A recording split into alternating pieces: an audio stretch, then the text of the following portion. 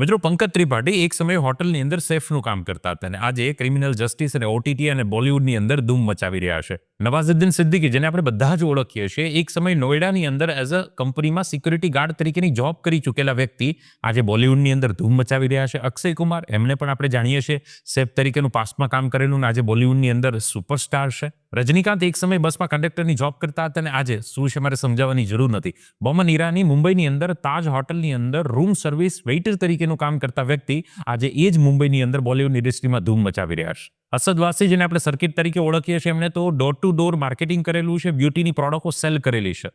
જોની liver, એમણે તો street પર પેન વેચેલી છે અને આજે એ વ્યક્તિ કયા લેવલ સુધી છે. કહેવાનો અર્થ એ છે મિત્રો, તમે ક્યાં છો ડઝન્ટ મેટર, ક્યાં જવું છે એ ખૂબ મેટર કરે છે. આપણે હંમેશા ચિંતિત હોઈએ છીએ કે હું અહીંયા છું, એ કોઈ મેટર જ નથી કરતું. આપણે જવું છે ક્યાં, એ ઓલવેઝ મેટર કરતું હોય છે. તો ક્યાં છો એની ચિંતા બિલકુલ છોડો, ક્યાં જવું છે એનું ચિંતન કરવાનું શરૂ કરો. આ વાતને આપના મિત્ર સર્કલ, ફેમિલી, સોસાયટીના ગ્રુપમાં ચોક્કસ શેર કરજો, પણ વિચાર જરૂર કરજો.